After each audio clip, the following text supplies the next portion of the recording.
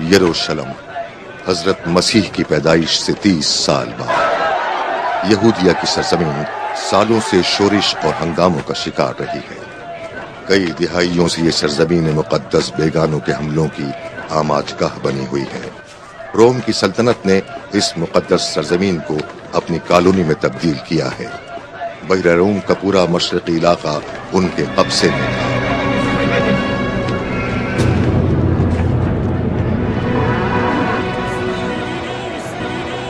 کیا کرنا چاہتے ہو تم؟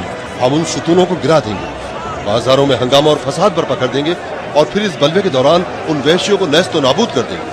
پتا رزقی احمد کے موقع پر رومیوں کو قتل کرنا مناسب نہیں ہے براواز۔ اس طرح کا اقدام بے وقوفی ہے۔ یوسف، تم نے ابھی تک کسی رومی کو مارا ہے؟ نہیں۔ انہوں نے یحییٰ کو مارا تھا۔ اگر تم یحییٰ کے حقیقی شاگرد ہو تو تمہیں چاہیے ان سے انتقام ہو۔ جانتے ہو اس کا نتیجہ کیا نکلے گا؟ کتنے یہودیوں کو پھانسی پر لٹکا دیا جائے گا؟ کیا تم اس سے لطف اندوز ہونا چاہتے اب ہو؟ ایسی باتیں کرنے کا وقت نہیں، یہ یہودیہ کی سرزمین ہے۔ اب عمل کرنے کا وقت آ گیا ہے۔ پیغمبروں کا زمانہ ختم ہو چکا ہے، اب ہمارا دور شروع ہو چکا ہے۔ سنا تم نے؟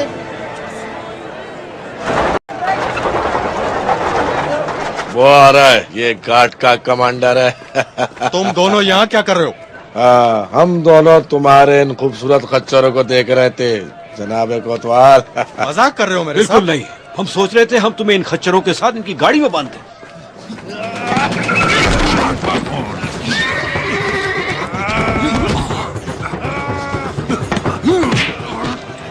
او یروشلم کے بدبختو، او یہودیہ کے بدبختو، کیا تم سلیمان اور داؤد پیغمبر کے پائے تخت ہو؟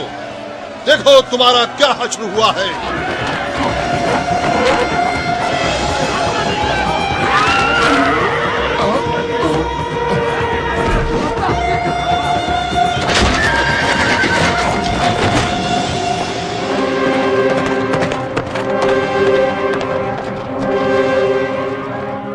قیصر اعظم کے نمائندے، عزت مآب محترم جناب جنرل پونٹیس پلیٹل صاحب تشریف لا رہے ہیں۔ ہوشیار ہو جاؤ، احترام واجب ہے۔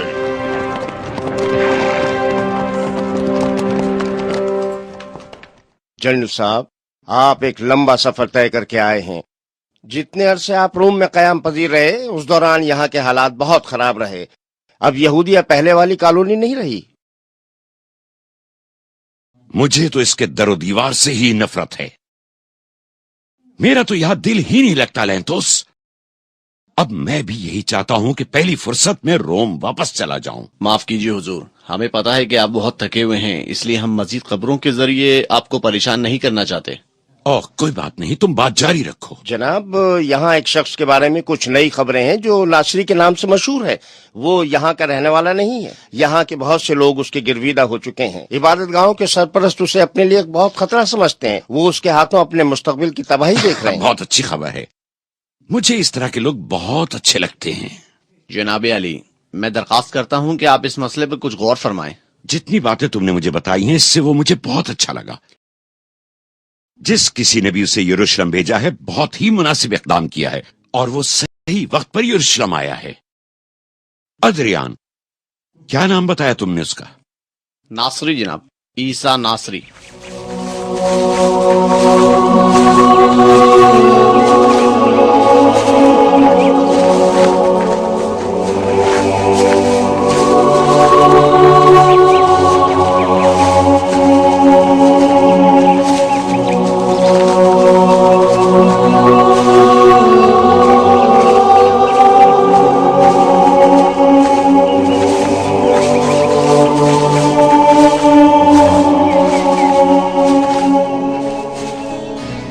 جلیل القدر نبی حضرت عیسیٰ علیہ السلام نے اپنی تبلیغ کے آغاز میں 12 ساتھی چن لیے جو حواریین مسیح کے نام سے مشہور ہوئے۔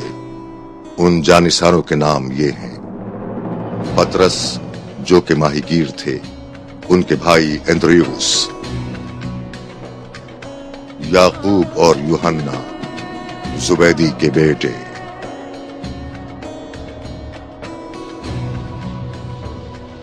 یوسف لاوی جو براباس کے نام سے مشہور تھے، اور آپ حضرت عیسیٰ علیہ السلام کی محبت کی وجہ سے قبرص سے فلسطین آئے تھے، متا جو رومیوں کے لیے مالیات کی دیکھ بھال پر مامور تھے، لیکن وہ حضرت عیسیٰ علیہ السلام کی تعلیمات کے نتیجے میں ان کے اصحاب میں شامل ہو گئے، فلپ جو کہ چرواہا تھے، قیداؤس، یعقوب، بطلموس، یوحنا جو کہ مشرقی سرزمین سے عیسیٰ کے دیدار کے لیے یروشلم آئے تھے، یہودا، شمعون اسکریتی کا بیٹا بھی ان لوگوں میں شامل تھا، لیکن اس نے حضرت مسیح کی رفاقت سے کوئی فیض حاصل نہیں کیا۔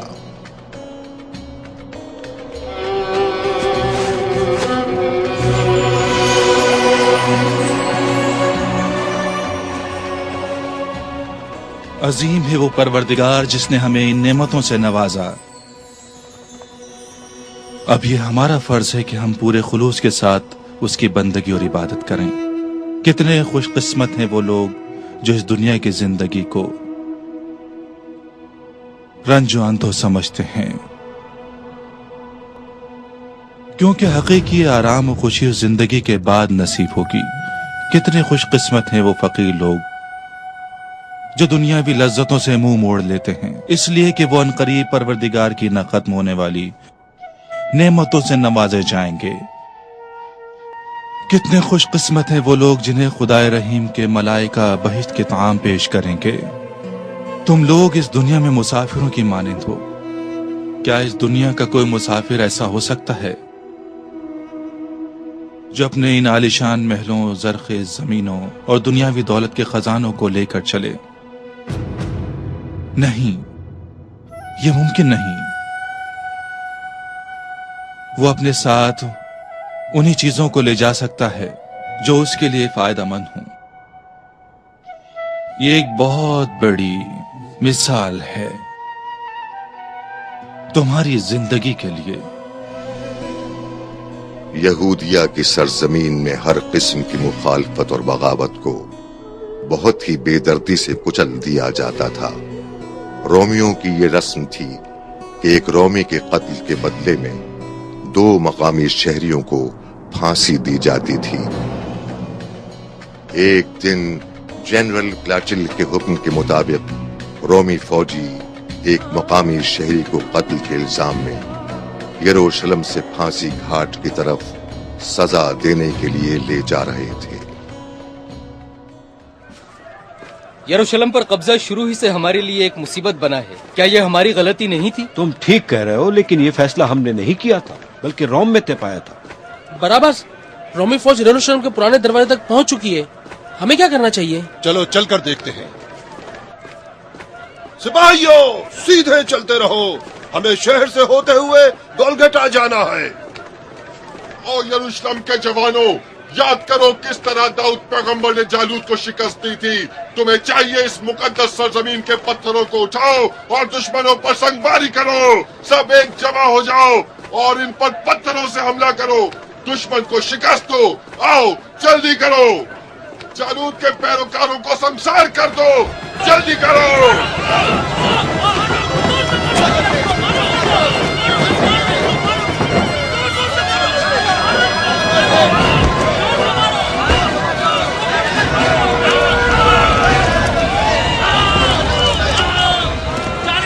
یروشلم کے لوگوں، کرو مت، حملہ کرو۔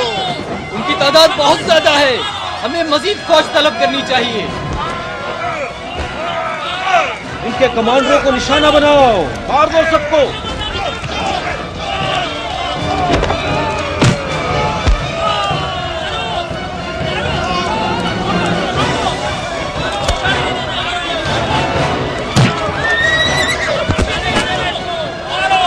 یہ سلیب بہت بھاری ہے۔ خاموش رہو تم۔ مجھ سے کہا تم نے؟ سلوٹ زندہ باد، سراج المرد آباد، برابر زندہ باد۔ جلدی سے بھاگ جاؤ۔